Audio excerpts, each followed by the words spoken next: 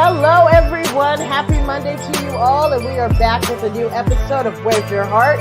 Championing vulnerability as a core human strength. Hello, Royce. How you doing today? I am in awe of the Teresa-ness. Like about 8 times I had to stop myself from typing in the chat. I don't know why you keep asking that too. Are you doing the voiceover today? You want to know what kind of day it is? I'm fucking drinking soda with caffeine at 6 p.m. because fuck it. There you go. It was 12 o'clock somewhere, so I have my little shutter home. Oh, I should go get a chili beer. A friend of mine moved and left me all his homemade chili stout. Ooh. Yeah. Okay, see, I'm one of those ones like my friend Mayo with her, of course, she's all about like the pickles, so like actual like pickle flavored drinks of just like wine. I love pickles. I love vinegar. I love all that. I guess at some point I'm gonna have to try a pickled alcoholic drink just because. I don't get it. But I'm also the same person that can't stand cucumbers and water. I don't understand that. Why do you want your water to taste like cucumbers? I mean, I love water, but cucumbers they're so weird. Like they add something to it that's not sweet, but gives a fresh. Like the first time I saw it, I was like, "What the fuck did you do to my water, motherfucker?" But yeah, no, that one's actually caught on in my world. Yeah, I'm sorry. I'm like, I need my water to be, to taste like water, which is, water. I don't need any sparkle. I don't need any flavors. I just need water. That's me though. I mean, let's be serious. So have you ever had water where you tasted it from the tap and you were like, "Oh shit"? Okay, see, it can't be tap water though. I will say that much. Oh, well, then you don't want it to taste like water then. Come on. You're putting it through something to fix the taste of it. Fine, Royce, fine. I don't need it to taste like strawberries or lemon or cucumber. Smart ass. All right, we're going to our gratitude. And Royce you will be grateful, goddammit. Oh my god. Oh, goodness. All right, there we go. Am I going first or are you? Yeah, you go first after that whole water comment. You just have to go there. You just like, that water has a flavor. Whatever. Go. Go. All right. Let's see. Well, okay. I'm grateful. Pleasure. That's how I start this shit because I find gratitude until I can let myself feel pleasure, and that's not a thing that I know how to do real well. So Sarah and I got out of town for a few days this weekend. I saw that. Yeah, she's been working way too goddamn much, which, I mean, is very common for pastors. It's been less common for her than most of my friends that are pastors, honestly. It's a constantly over-functioning type job. But COVID kind of fuckered everything, and so we haven't gotten real vacations. And in addition, what people don't understand for me as a homemaker is that I haven't had a vacation probably in 4 years now. Like where I really sounds about right. Yeah, I'm like, and I came home from this weekend, and we had to take the fucking puppy along. I'll get to pleasure and gratitude, I promise you, but like the whole picture though. That puppy is a holy terror. I came home to fucking piles of laundry 6 feet high. But in the meantime, while we were there, she's a magician with Airbnb. And the place that she found for us up in the Jemez had the back of the property is right down on Jemez Creek. Mm-hmm. And so I could go sit down by the creek facing just, beautiful mountain ridge and the, old dead trees. I don't know if they're dead. They look dead. I'm assuming because spring is springing that they are dead. But it was this gorgeous scene and this beautiful water flowing by. I finished a book that was just fiction.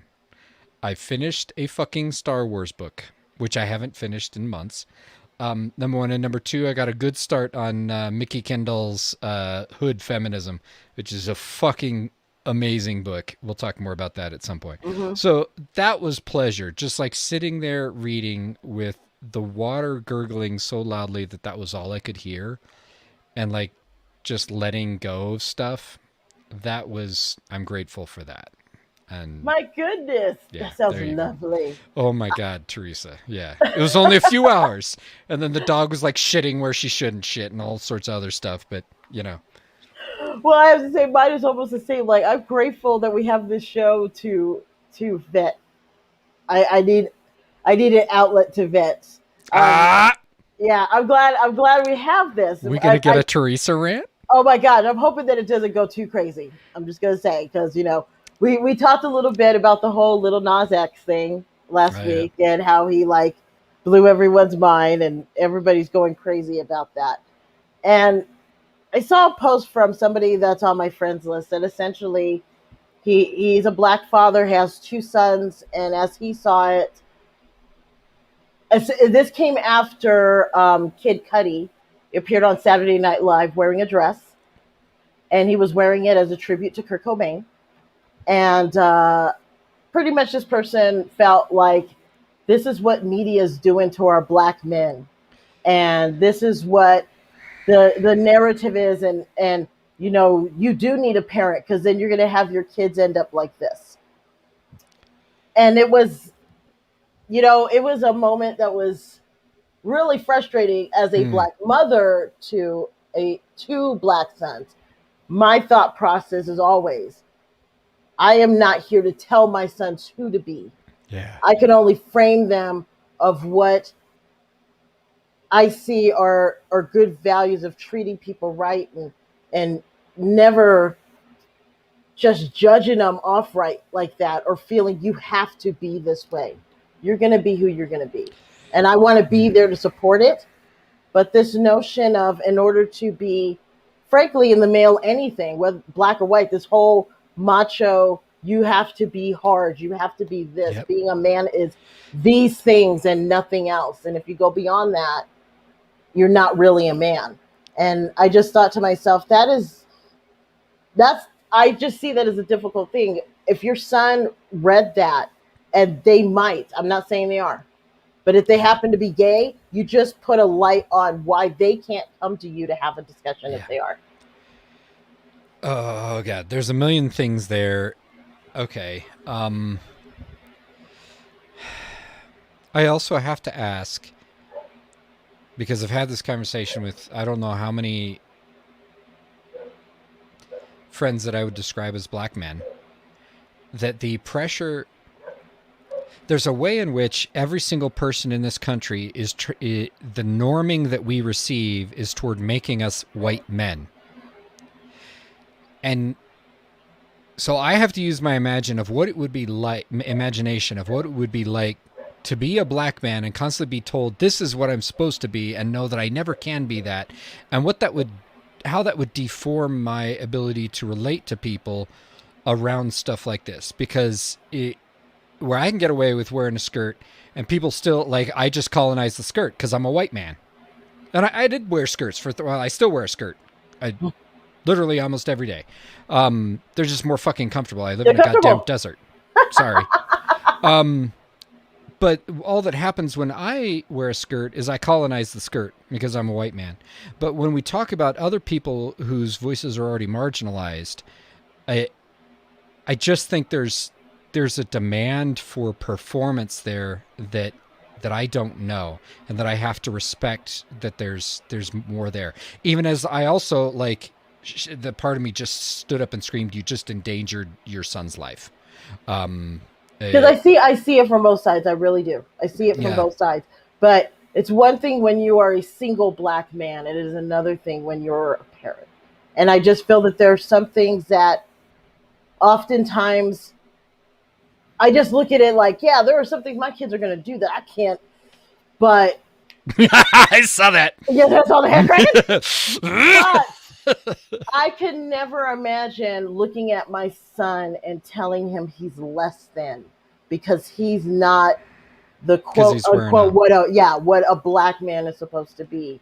And so yeah, I'm happy that I could be here today on a platform where a conversation like this can be had and I can vent with it.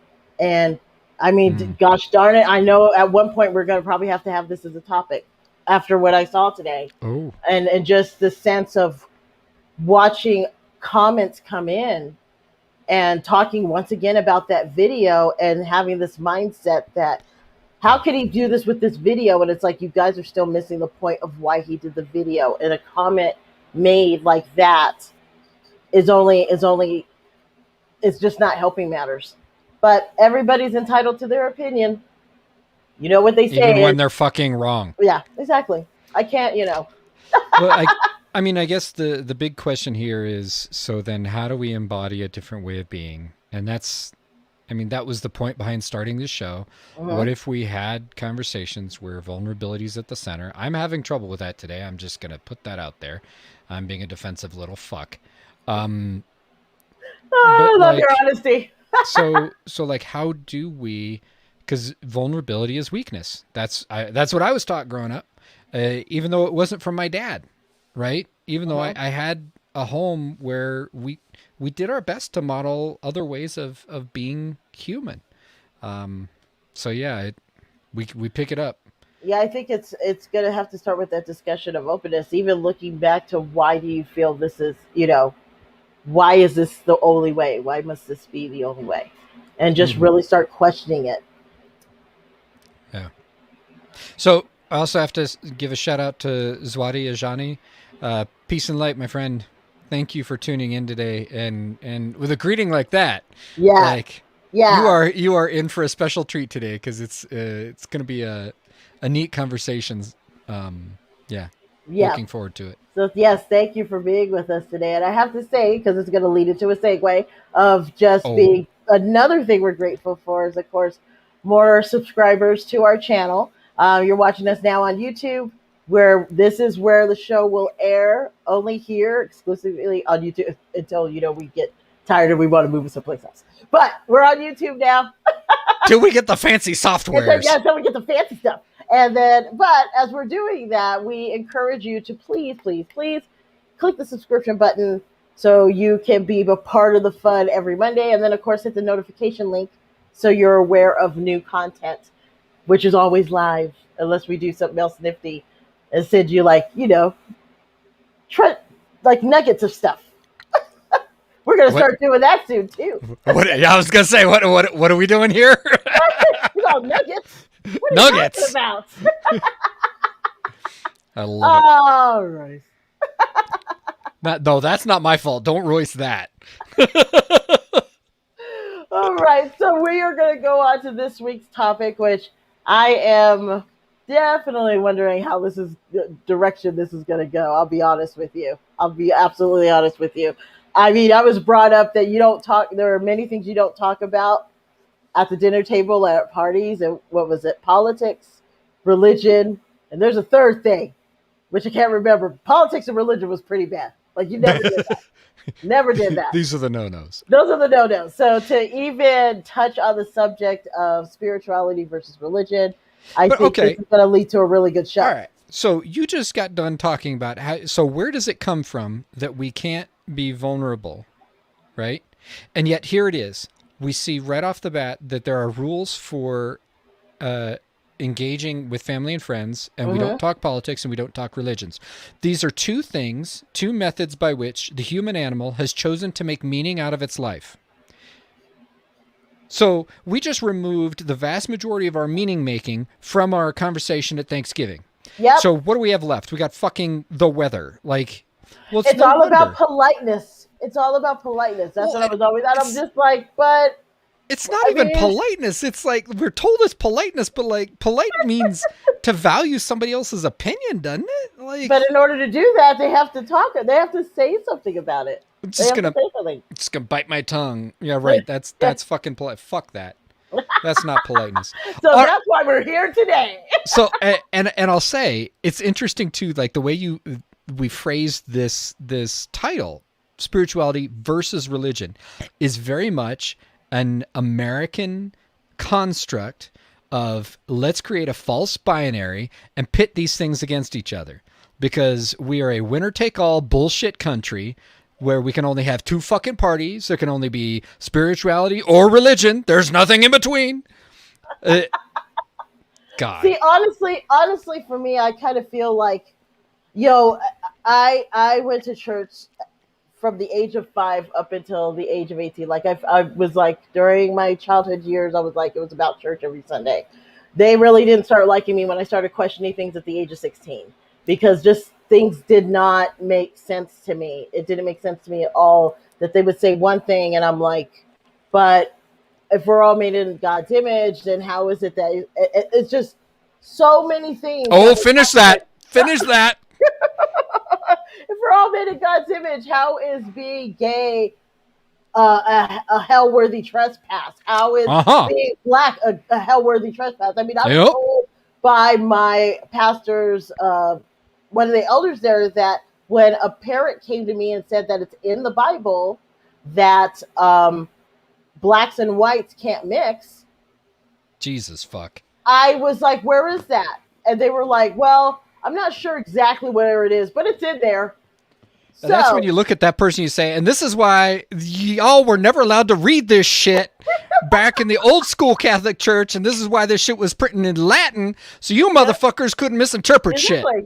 So it's amazing to me when I got out of that environment, started looking into other ones, there was just this sense of, okay, what if you're a person that just doesn't feel like in order for you to have a connection or a relationship with a higher power, that you have to follow these set of rules in order for it to mean something? Why can't you just have a spiritual relationship and have it be that? And let's actually nail one of these to the wall, because this one's newer to me. Sarah and I were talking about this last week. Sarah's my spouse, by the way. Just by way of like confession, I'm a former minister. I met my spouse in seminary. I left the ministry because by the time I was done deconstructing the fucking white man with a big fuck off beard sitting on a throne in the sky, by the time I got done tearing that bullshit apart, I was kind of like, so really there's just the body of Christ, and I don't really need the bullshit that comes with religion for that. Plus, God doesn't exist. So I'm an atheist, and I think I just need to come out and say that. Like, that was kind of how my journey went with that.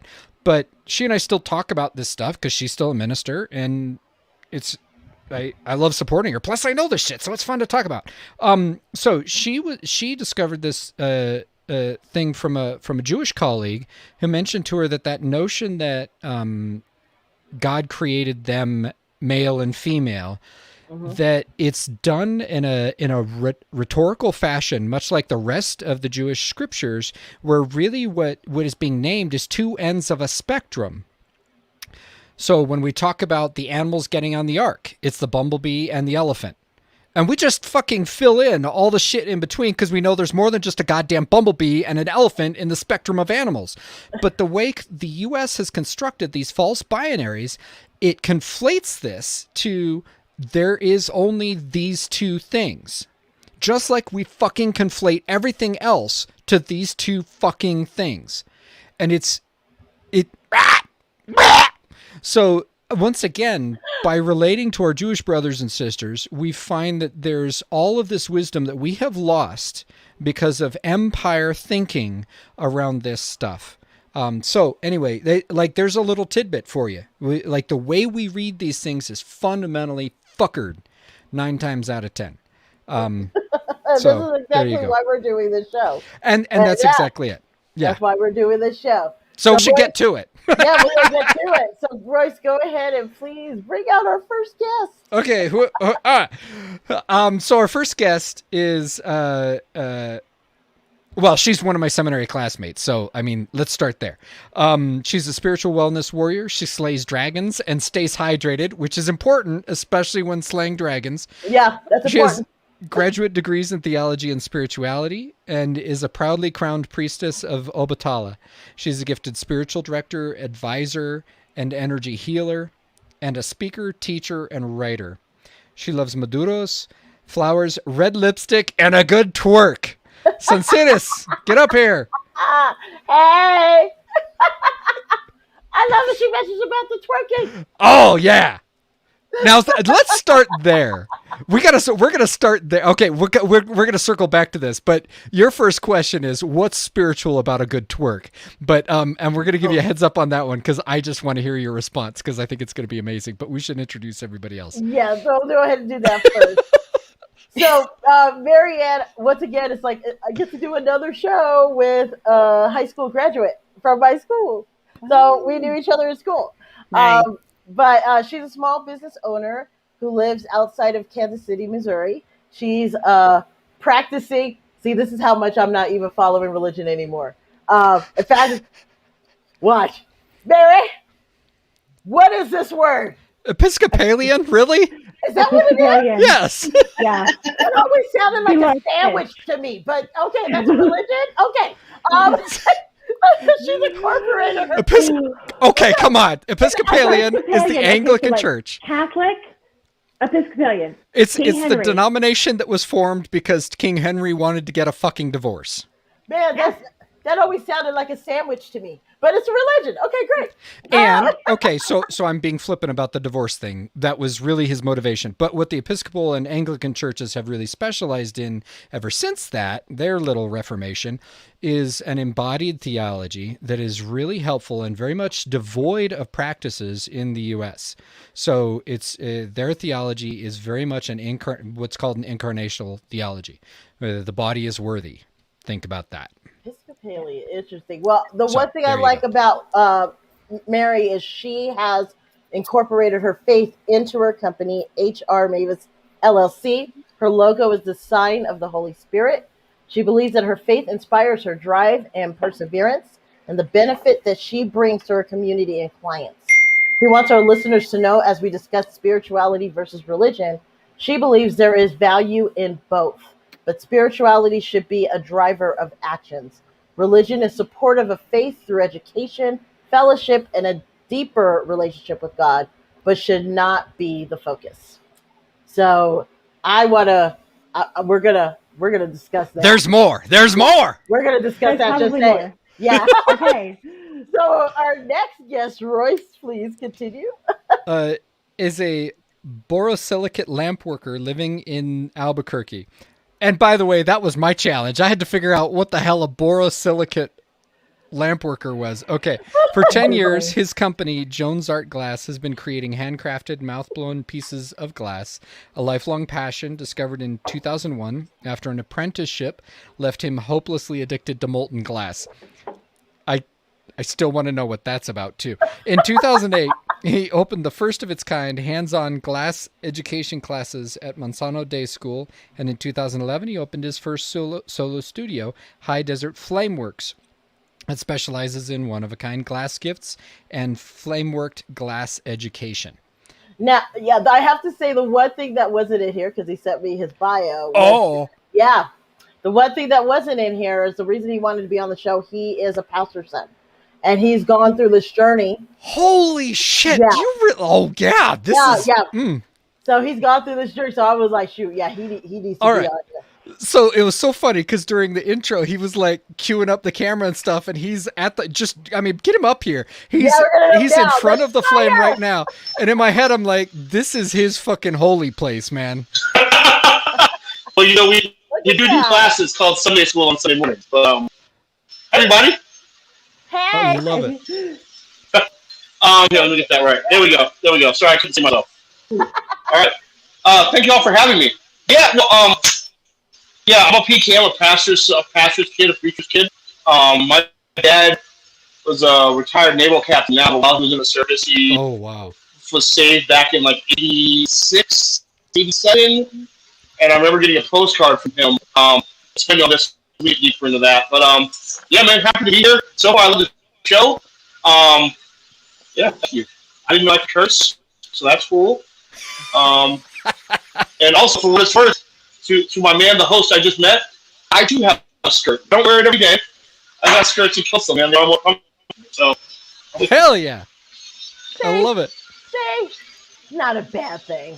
Oh, hell no. It's beautiful. All right. Kilts and goats. Can we hear about the spirituality of twerking real quick? Yes. Yeah.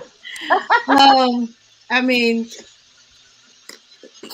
we could be here for days. I mean, there's examples, there's examples about embodying the feminine energy, about the movements of the serpent. We have different systems in which those chakra areas need to be moved and activated for health, for your health. And so if you have health and you have blood flowing there and you have freedom in those areas, that's going to also go into your spirituality and how you can love yourself and how you can express yourself in the world. So it's connected to many expressions, including your spirituality. So, a person can pick what's appropriate for them and when they want to twerk. Now, you're probably not going to see me doing that for a living, but that doesn't mean I can't enjoy it. Or I can't look at it, or I can't share the love for it and be a voice so that it's not a taboo thing when you talk about spirituality. Why not? Many of the African spiritualities and earth religions have movements in their bodies that, if you were only to isolate that thing and look at it closely, would be very highly sexualized. Uh-huh. Okay, but if you take it in a holistic context, it can be something very natural and important. So twerking is life. Twerking is life. And I love too that you brought in the chakras, because the second we have, you're talking about the root chakra and the sacral. Mm-hmm. Yep.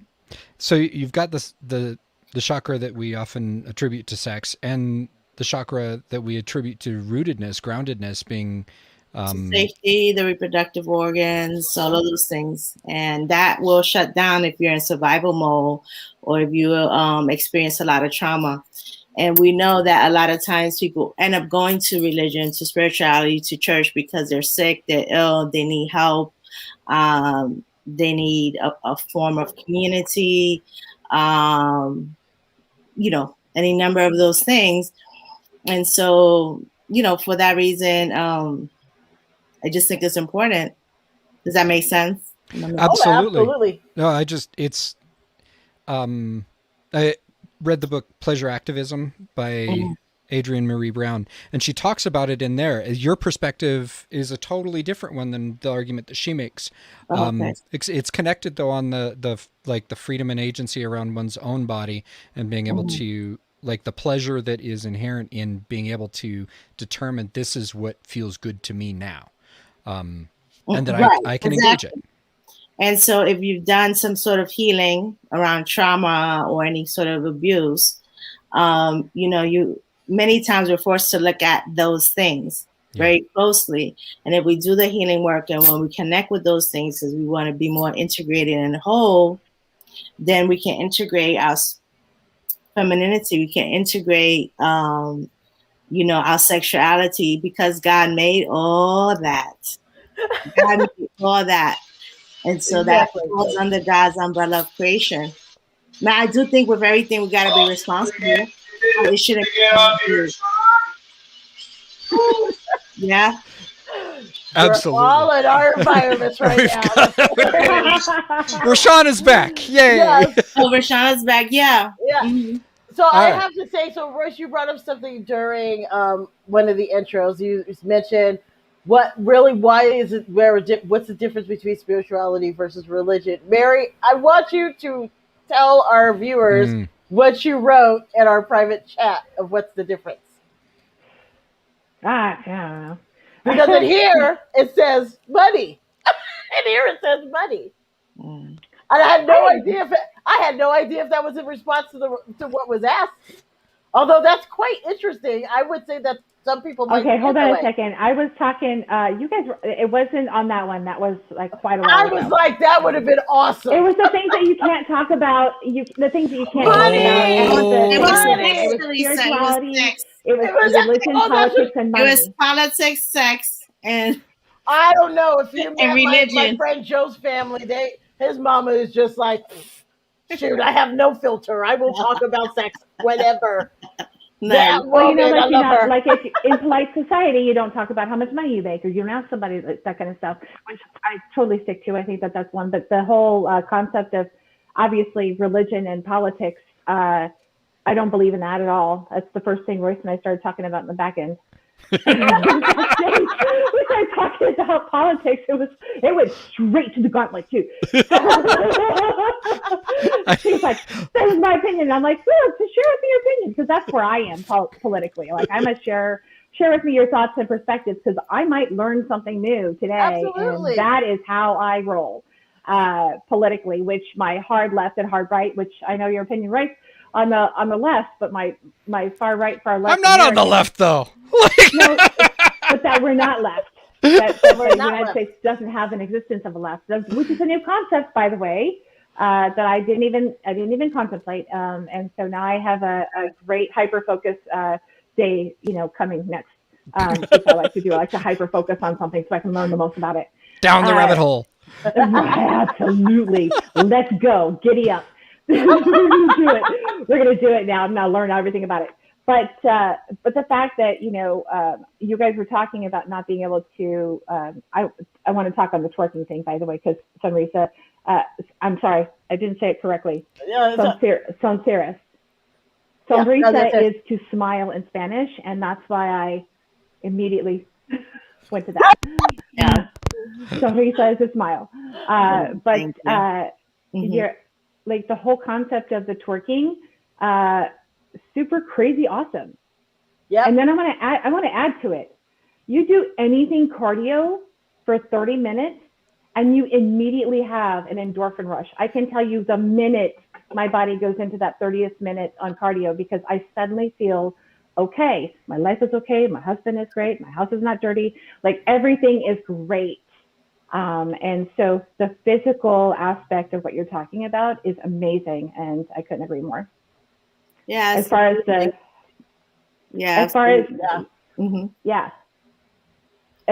politics, I think it's awful that we don't speak politics at the table, right? And that we don't talk about those things. And I think it's wrong, because you had a matriarchy and a patriarchy that believed that their opinion was the dominant opinion. And so if you had an opinion other than theirs, or questions about their opinion, you were somehow being disrespectful.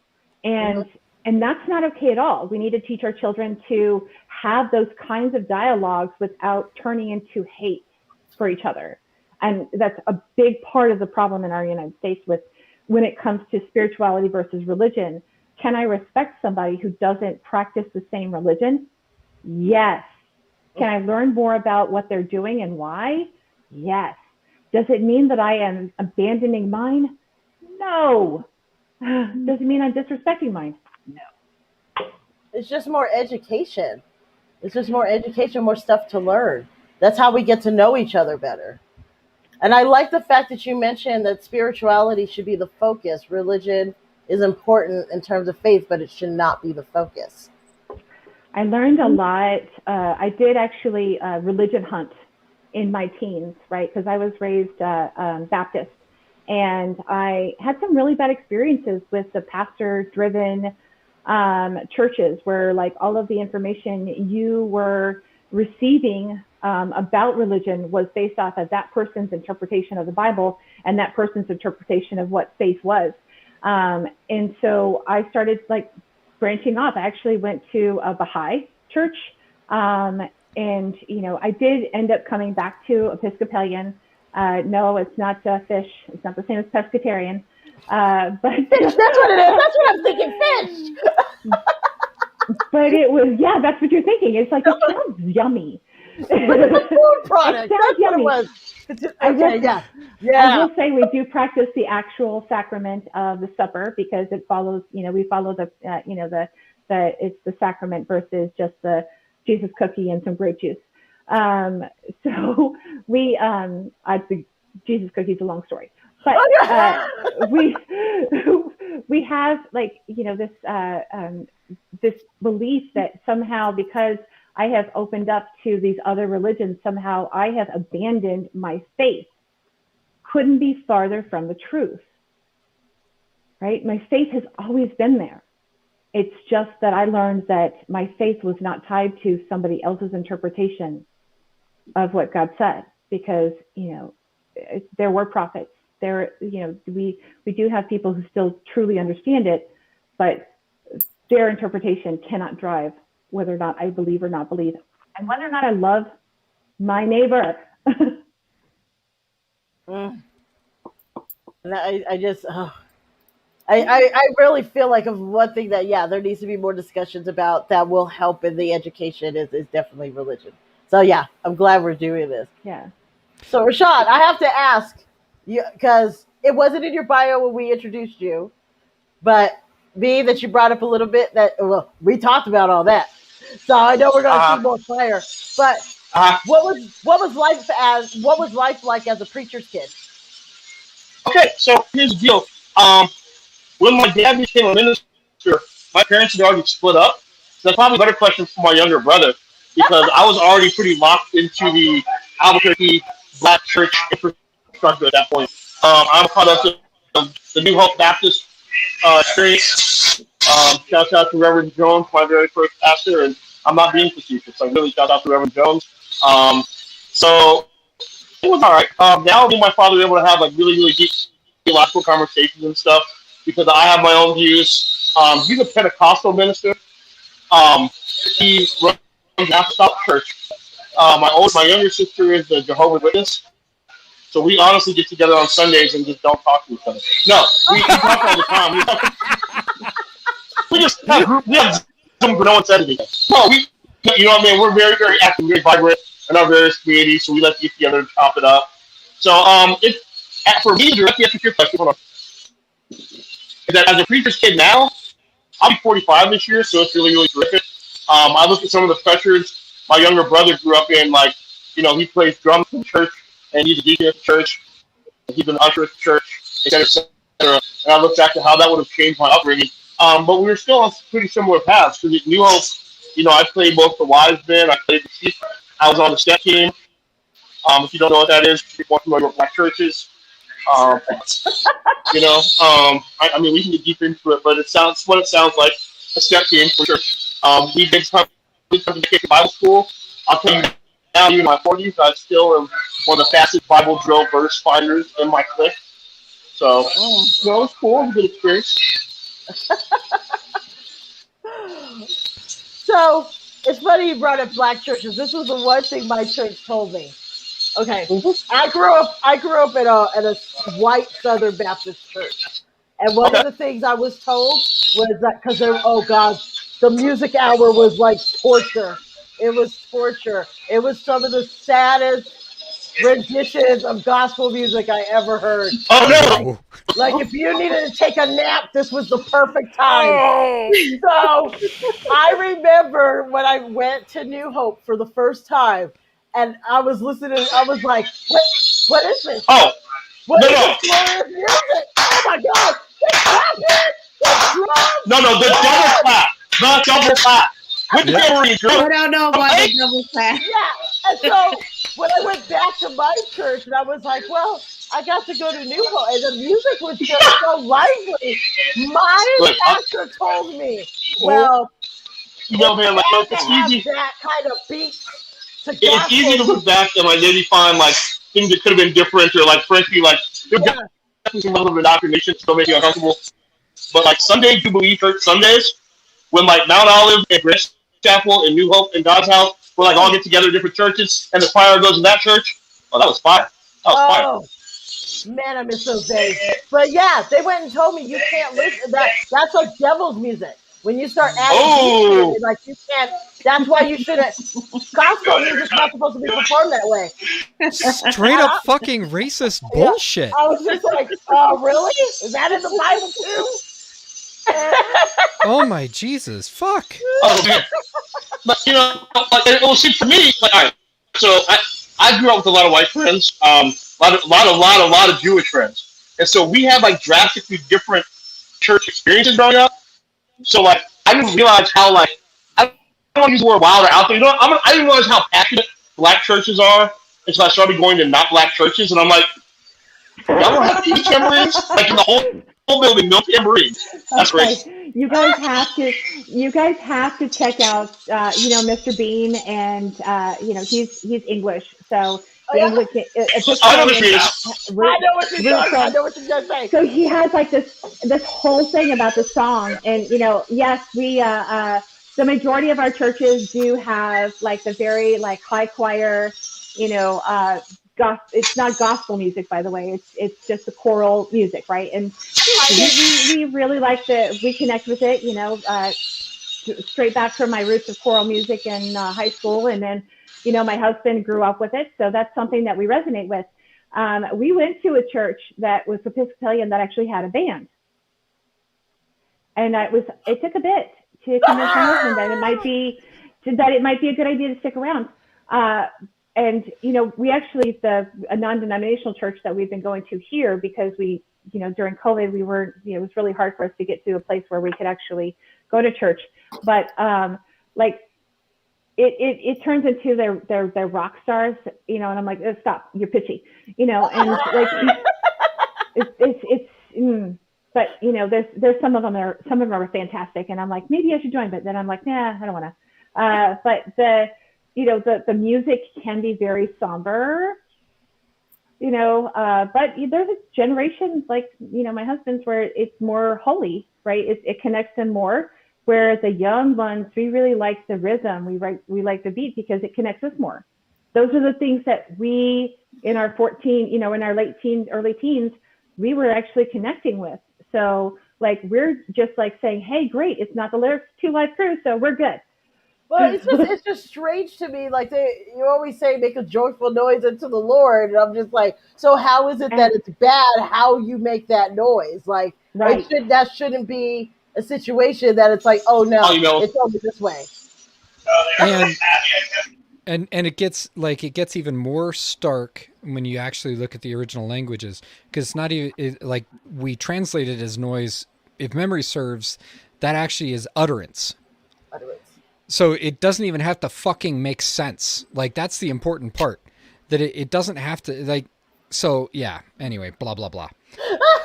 No, let's go down that one, because that's actually really interesting, Royce. It's an utterance, and I like the translation because it's not the same for everybody. Well, it's and not I think scripted. There's the challenge. So I grew up in a liturgical church, in the Lutheran Church. So this music has I am very passionate about music. I grew up. Originally I was a musician. There's a big challenge here. Oh God, man, the culture war shit is real in churches. This notion that we have to have a band and we can't have an organ, or we have to have an organ and we can't have a band, and yes. There's this whole thing that happens there that, by the way, is very classist, very racist, also very sexist. It has all the underpinnings of the whole thing. And let's be clear, Western music survives today because of the church, because the church was the only organization that had libraries. It was the only organization that had the money to write down music and store it, and then like produce it in through the scribe system to share it with other people. So you have that tradition. Then in this country, that whole thing gets like fuckered when we introduce the variable of slavery in. And so you've got people who are not allowed to read, not allowed to write, and their music is not valued by society. So when we talk about the conflict of this, it's very tempting to break it down into like a binary again, but it's not. It's a very convoluted, crazy thing, especially when you look at the amount that music in Western, as well, the U.S. is influenced by African and African American traditions. So it's no, like show me the church that says fuck that, we've got an organ with our band, and now there's something to listen to, because that's interesting. That would be awesome. Yep, that would be awesome, honestly, because I like both. Like you said, why does it have to be one or the other? And, kind of back to the beginning of, when Sonsiris came on, twerking. Why is twerking bad? If it is in a body movement in your, practice of worship, why is that bad? other than some people have hypersexualized it. But even if it is movement. hypersexualized, why is hypersexualization bad in our worship spaces? That right there is a question that needs to be asked of every. I think that's Christian. very important distinction to keep, though. You need to keep the distinction of hypersexualization, because now we're talking about people that are in a sacred space, especially any leader or any elder or any person has a high degree of power, regardless if they want it or not. Very true. Embrace it or not. They have a high degree of power to then interpret the word a certain way or whatever. And so you got to make sure that there's not any kind of sexual abuse or a way of manipulating sex or other kind of things. From male and female, it can happen in either direction. Obviously, we are in a patriarchal society, and it happens more from male to female, but also male to male manipulation and abuse in many ways. So that's why it's important for there to be some distinction, but that doesn't mean to keep it out of. I mean, if you look, like I said, you go back to the continent, and Native Americans here who First Nation, they're gonna have embodied movements with their whole body. And so when you talk about churches that are not moving and doing, and high church and Episcopalian, and there's the Frozen Chosen, those are my people. Oh my God! They self a disservice because they demonize this whole category of spirituality as being evil, but then you cut your own self off. So now you're in a real fucked up place. And, it's hard for whites to feel emotion. It's hard for whites to sometimes express themselves. It's hard for whites to be embodied in a way that a lot of, BIPOC cultures are.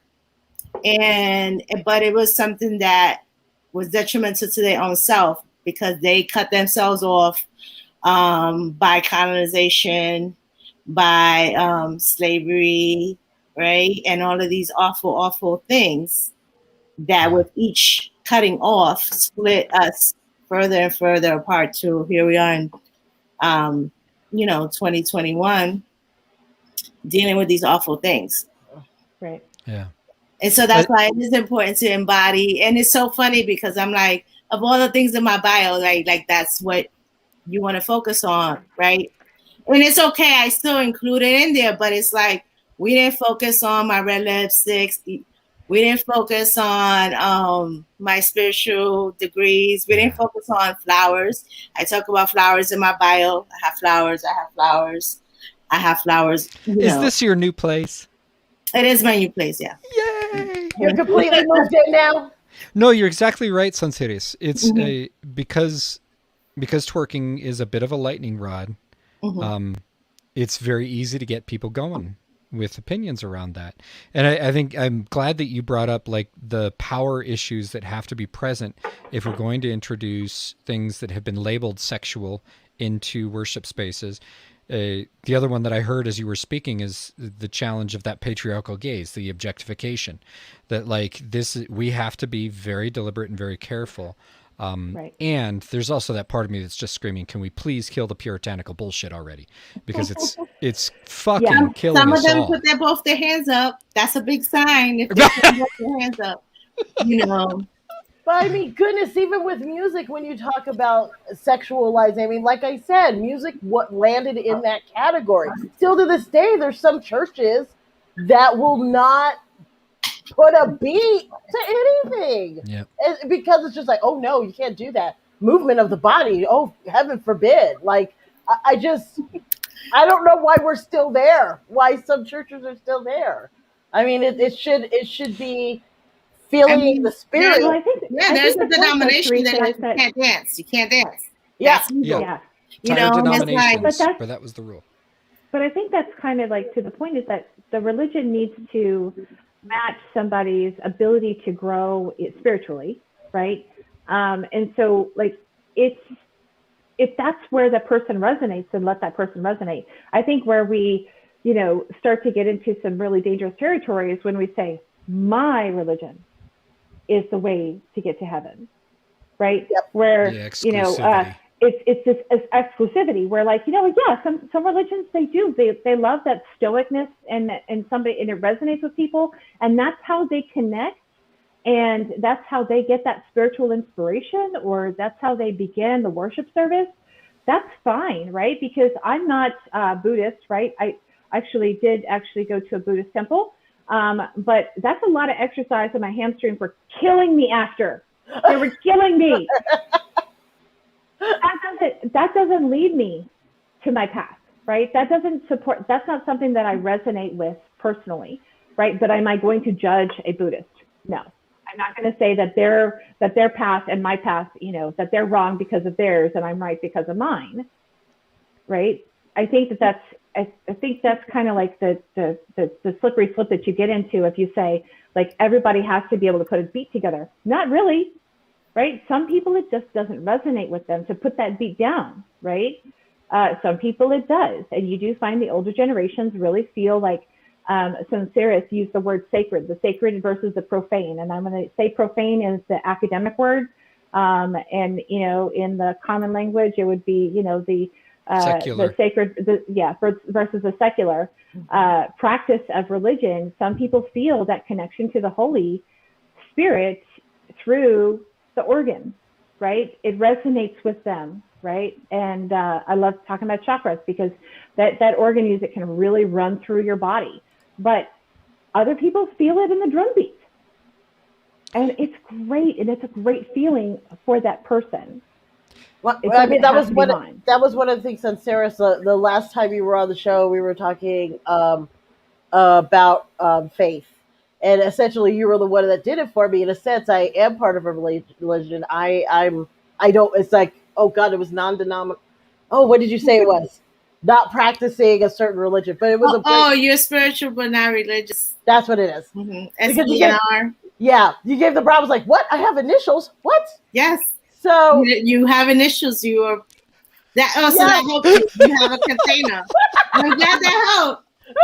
But yeah, it's that sense of like it's difficult when I do, like I say, run into people from New Hope seems to really be the big one. I run into a lot of people from New Hope. And the first question you get asked is, what church do you go to? Like and I'm just like, oh, I don't go to church. And they're just kind of like, they kind of look at me like, but you're black. Yeah. Why are No, keep saying it. Keep telling them, eventually they'll stop asking you. Trust me. Next thing you don't ask for that. And not because I'm anti-religion, because I don't believe in God or anything. They just know, like, I grew up in that environment. So when they see me out there and they see me out and about, no one asks me, because it's just obviously I'm not comfortable in that environment. Or that I was raised there, so I know what is there. And for me, there's not like growth in spiritual thriving within the environment. But that's not to talk bad about it in any fashion, because my mother, although it's not in my studio, I'm probably watching right now. So if you see a black lady come up behind me and hit me in the head, it's my mother, and she's a congregant in the New Hope. But I'm not talking down about the church at all. I'm very, very thankful for them. I'm just saying that for me, that's not where I find spiritual growth. So I say to you, sister, the issue, like whenever you see black people, like, what church do you go to? Keep telling them no. Eventually, word will get around. They'll just quit. Yeah, but I have to say, that was the one difficult part for me, is always getting that question and saying, oh, I don't attend church. And it's just that sense of like, but why not? And I said, well, I just feel like I don't need to be in a building to feel my spirituality. I don't feel that's necessary for me. And it just leads into a whole other conversation about, but why? And it still feels like a sense of, they're not asking why because they want to learn more. They're asking why because I'm wrong. Like, so that right there. They want to find their way to prove you wrong. They don't want to learn you. They're making sure you know that you're wrong. So this is a uniquely American problem too, but Western religion problem, by the way.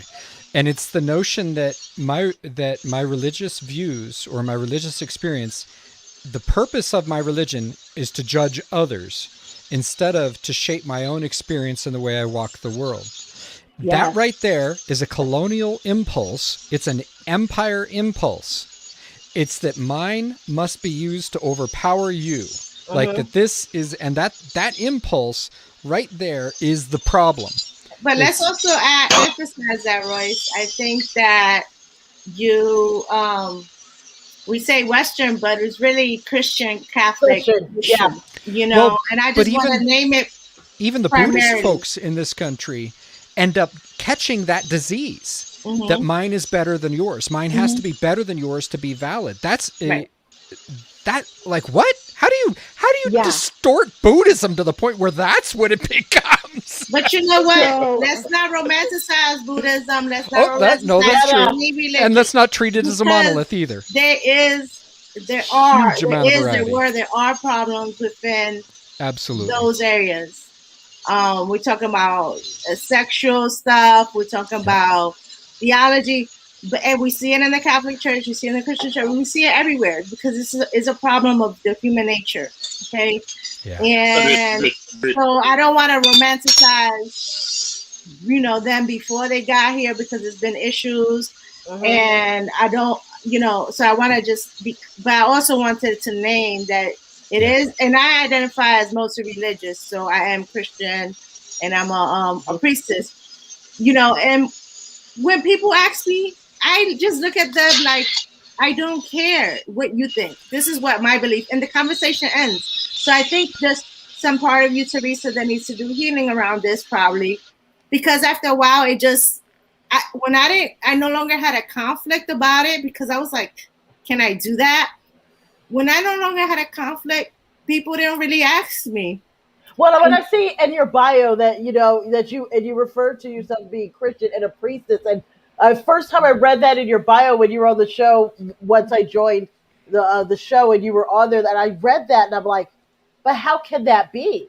Like, I thought that to myself, and I realized, oh, I'm part of that. I'm part of that problem. Why would I question? How can that be? Why? Right, you were doing the same thing. I was doing exactly the same thing. And I realized I should have been asking just, what's that about? And learning more and absorbing that knowledge and saying, you know what I learned today? That's what that should have been. Not, how can that be? And it's a perfect segue. Do you mind, Royce? Yeah, go. That was actually, I was like, will you please answer that question? So the segue for me, because I feel like the conversation started and there wasn't a formal question. And my logical, theological side, now my twerking side, likes to have a format and questions and know where the conversation is going and where I can jump in. Don't think I'm left. My hemispheres are balanced, so there is a part of me. So what I want us to say now, because we're all the way in, and I feel as a segue, is that I don't agree with your title. I hate it. I think that's bullshit. I think that you're setting up the same dichotomy that we don't want to operate in. And so spirituality versus religion is like, what the fuck is that? What are we doing? It's a court case. What are we doing here, Royce? I'm like, what's going on, Teresa? Why are we setting it up like this? So I was kind of waiting. So I got impatient of waiting. So for me, I'm just going to say I think it's bullshit because I think you need both. We need a twerking, and we need the cerebral mind to have logic, have reason, be able to plan things out. We need all the energy. We need all of it, and all of it is valuable.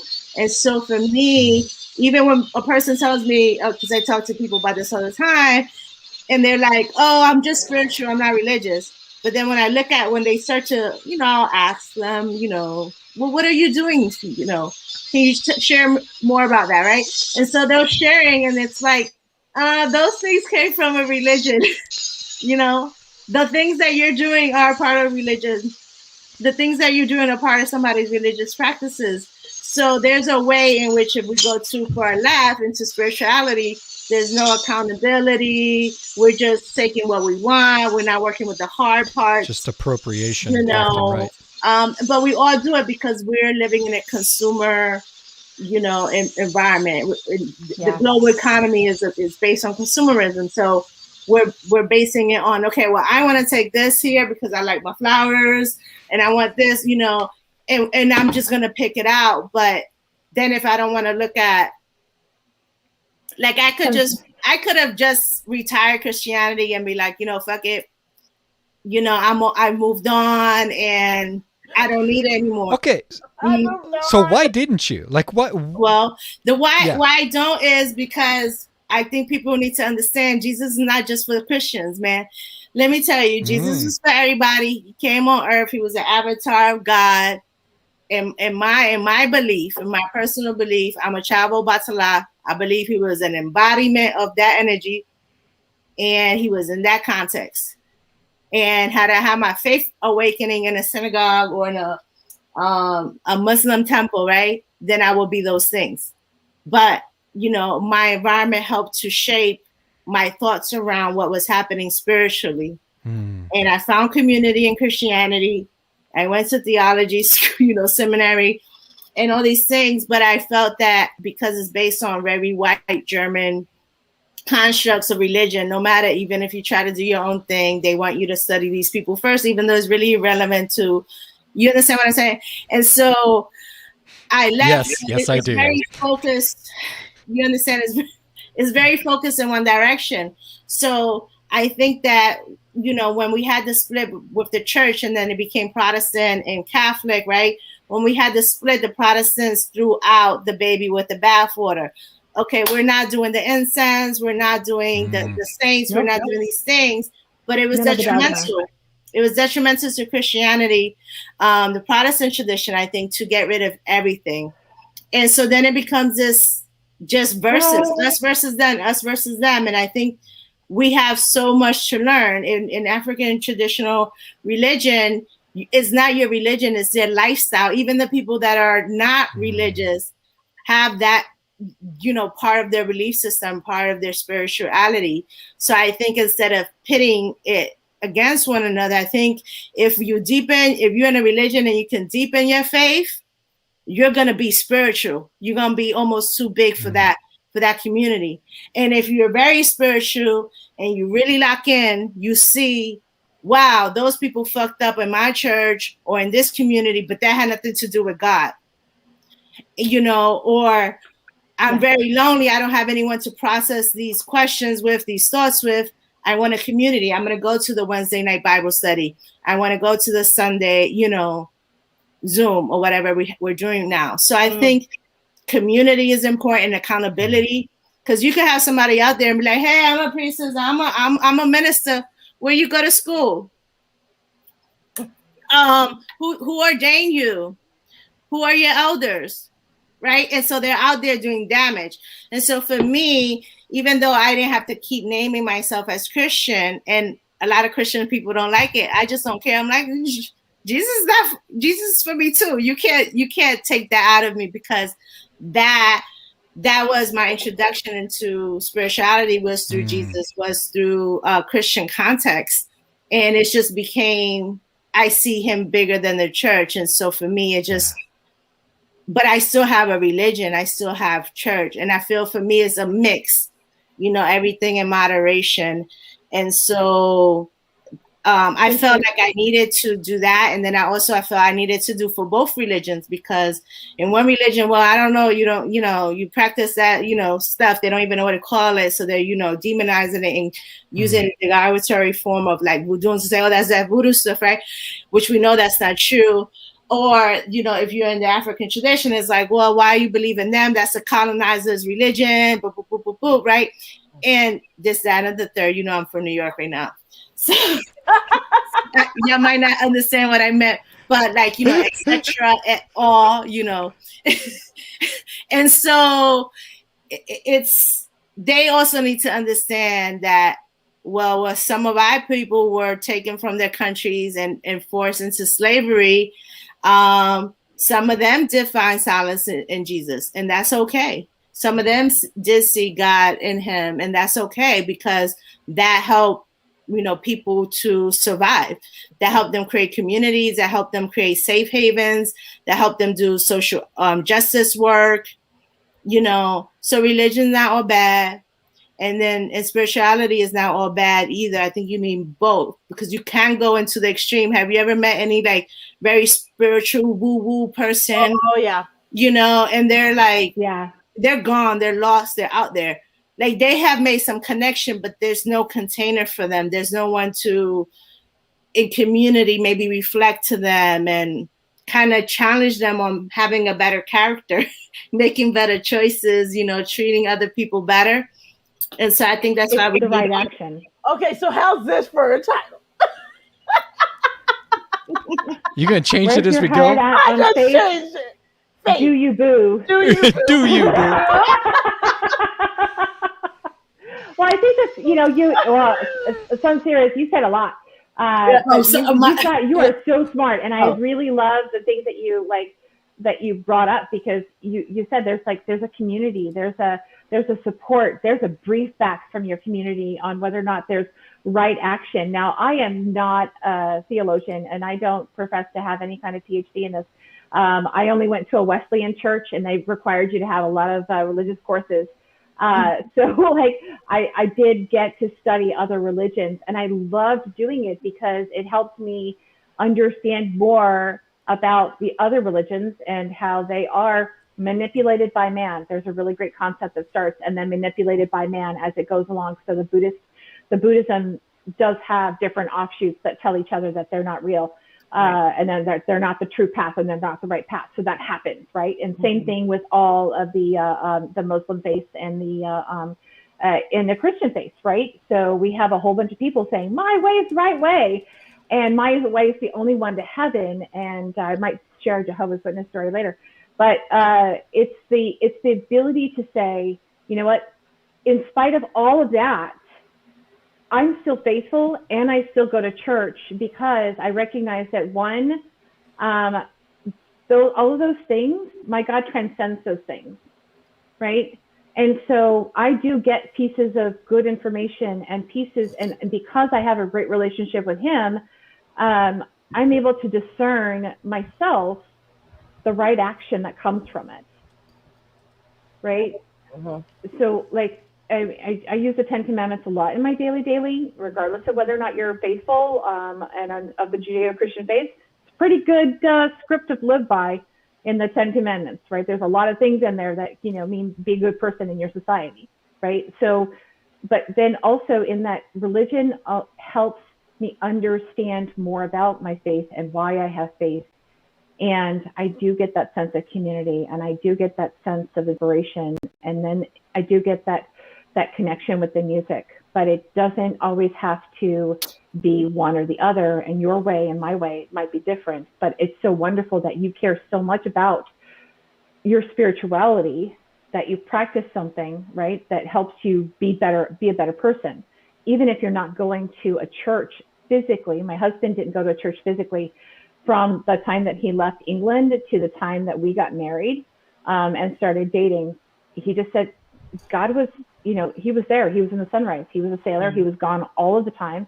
And he says, I'm out on the pier and I'm praying to God, because I cannot say that there's not one when I look at the sunset, when I look at the water and I look at the sun over the water. That can't, I can't say that there's not one. All I can say is, I can't always follow a religion, because I've just never been able to find a religion that I can connect with.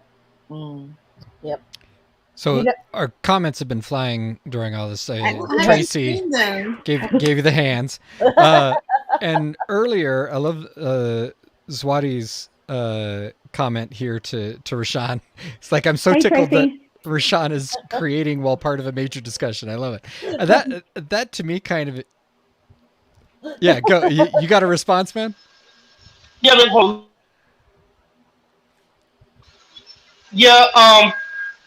one, because y'all don't really know me that well. Teresa probably the best, so I'm very, very interested in the conversation. I'm very focused.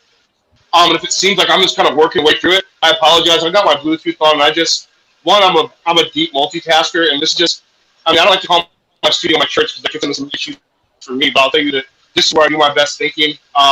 People who I know who are watching this or see it later will be like, "Oh yeah, you definitely want to catch him on the torch. She's a lot more focused." Just talking. Did you see a bird up there? Like literally squirrel. So this allows me to kind of focus and engage. And I should have prefaced that, because I'm actually really into this conversation, and I would hate for a second for you to think that I'm not. But yeah, I enjoy creating. The fact that I am able to create something that is hopefully can evoke an emotion is a good thing. But when it comes down to it, for me, it's all a process. I'm more of a craftsman. So it's a scientific pursuit. There's physical laws in chemistry that can't be beaten. So I'm technically a man of science at work, but like I very much still believe in, I very much have a deep faith. I believe in magic, like not sleight of hand. I mean like actual magic. I believe that we can balance all. I know that I can balance these things in my head. So yeah, I enjoy creating when I'm having conversations about theology. Obviously, because it just put me in a place where I can just get a little bit deeper into myself. I like that. I like that. And I mean, there's a long tradition of that we do stuff while we're engaging these things. Mm-hmm. I mean, what do we think the rosary is? Right. It like, and if you're a Christian, you've never prayed the rosary, man, try it out. Like it's having physicality. Yeah, the physical matters. We are enfleshed creatures. Leaving the body out of a practice, I don't know. It's just. Well, in Buddhism, it's the series of standing, kneeling, bowing, just genuflection, right? So it's and in Muslim traditions, it's the Jennifer. I'm like, my watch Siri just decided to start talking to me. She's spying on me again. That's a different show. But the being able to connect and also keep track. Honestly, the rosary helps me keep track. Yeah, because I can get lost in my own thought. And if I've only gotten to 3 beads, then I'm like, ooh, I'm not doing the rosary. I'm just lost in thought because I can do that. Well, it helps me focus.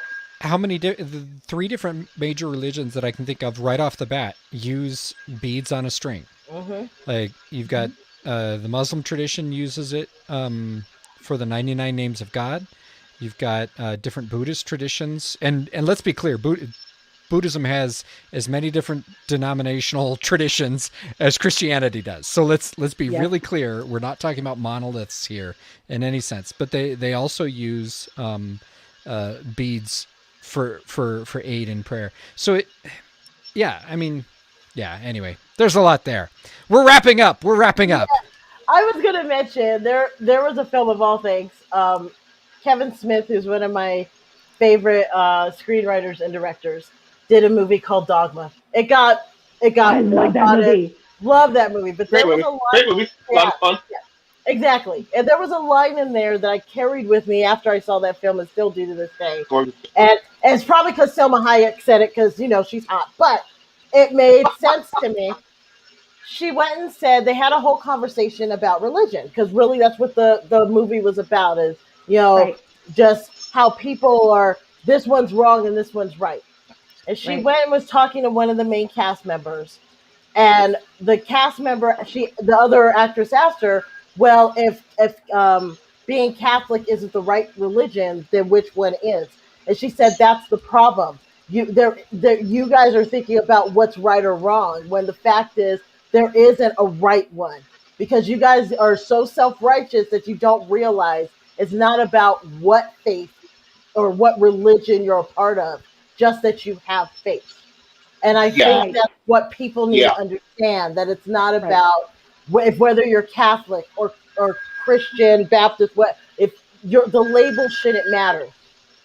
If you have something you're following, the faith that you're following, that it's right for you, like that's where the conversation I feel should start. And that's when it makes a difference. But there has to be an understanding that there isn't a one-all be-all thing of how to do things when it comes to faith. No, I agree on that. I agree with that. I want to touch on that only because when you were talking about the title and how terrible you thought it was, I wasn't going to go there. What I was going to say though was that for me, it definitely set up like a point of conflict. I ended up having a couple of conversations during the week. People would see it. Hey, what do you guys talking about? I'm like, I don't know. Teresa's cool. I'll be there. You know what I mean? Like, we're going to do it. So ultimately, though, for me, I don't think it's a cop-out to say that all religions are right. It's not a cop-out to say all religions are wrong. What I know is that I think it's important to believe in something. And sometimes when people ask me about, religion versus spirituality, when this comes up for me, it's not a matter of me being pigeonholed into my father's church or the one I was raised in or anything else. It's a fact that, I do have my own personal belief system. I have faith that there is a higher power, and that's the thing that sustains me.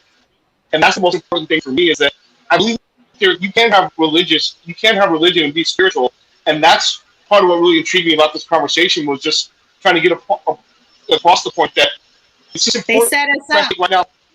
People believe in something. I'll be honest with you all. I was waiting. I was waiting for somebody to be like, Royce are not going to like me this week because I know y'all invited me back. Thank you so much. I'm grateful. I was like, y'all not going to like my comment because I was going to tear it up. No, I'm right with you. Are you kidding me? Honestly, how I saw it, and it was something that I learned when we did our show of surviving abuse.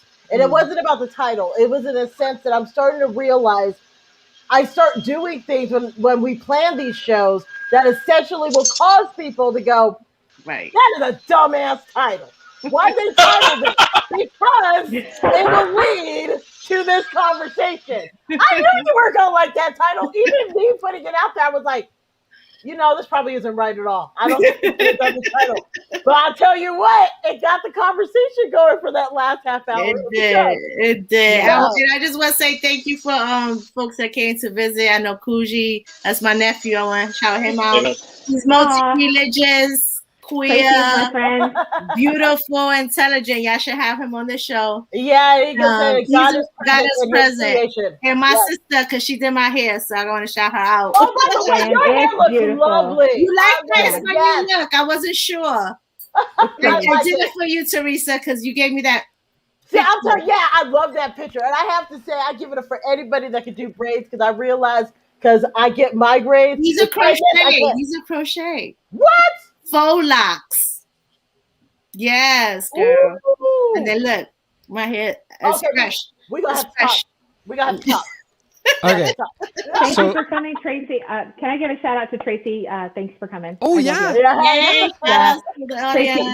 So, Sonsiris, the other thing is, you were kind enough not to correct me when I fucked it up, but it's Obatala. Can you say it for me?